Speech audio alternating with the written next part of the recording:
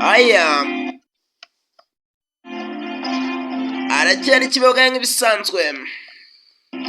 Twagarutse ku banyamerika bavuga ati aya musore w'Irayedi ni Selena Gomez ari kumwe na Zayina. Natwe ariko aya musore bakunzi bacu, mukundwa ashobora kutaguhamagara cyangwa ngo mwandikire message, gusa rwose ndi kwihangana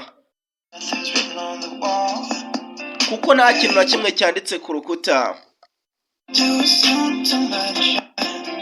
Rwose ni vuba kubivuga ukuntu natangiye kwiyumva, ariko ndashaka kubyitaho kuko iki nicyo gihe cya nyacyo.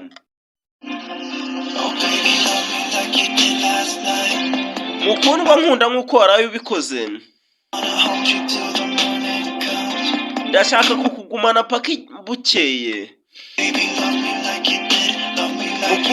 Mukundwa nkunda nk'uko wabikoze, mukundwa nsoma paka mbonye urumuri, kandi nkunda nk'uko waraye ubikoze, nk'uko waraye ubikoze ijoro ryashize.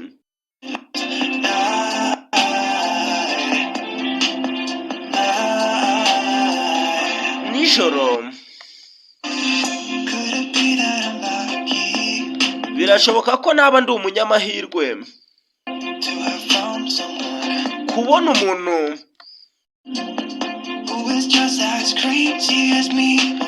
w'umusazi duhwanye umeze nkanjye, uri mu cyangwa se uwo duhuje ibitekerezo. Ni vuba cyane kubivuga uko natangiye kwiyumva. Ndashaka kubyitaho kuko iki nicyo gihe cya nyacyo. Mukundwa nkunda nk'uko waraye ubikoze ijoro ryashize, ndashaka kugufata paka bukeye. Mukundwa nkunda nk'uko waraye ubikoze, mukundwa nkunda paka rwose nsoma mbonye urumuri, nk'uko waraye ubikoze ijoro ryashize, nk'uko waraye ubikoze ijoro ryashize.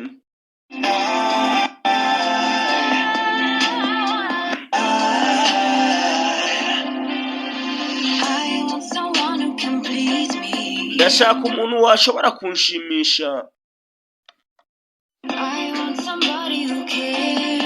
ndashaka umuntu wanyitaho, ndashaka umukunzi utazigera nsiga. Nkeneye rwose uzanyitaho. Nashakishije ubuzima ariko sinabubonye. Ndashaka uw'agaciro rwose guha umutima wanjye.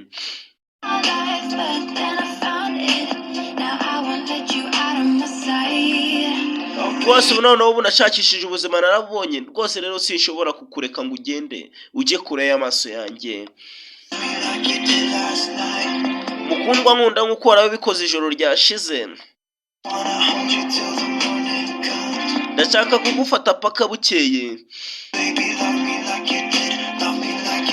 Nkunda nk'uko wabikoze, nsoma paka mbonye urumuri, nk'uko waraye ubikoze ijoro ryashize. Ijoro ryashize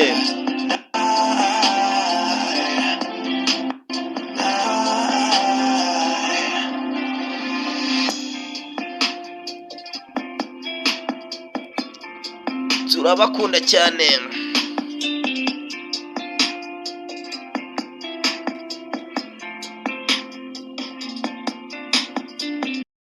aya aracyari ikiboga nk'ibisanzwe. Twagarutse ku banyamerika bavuga ati aya musore w'Irayeden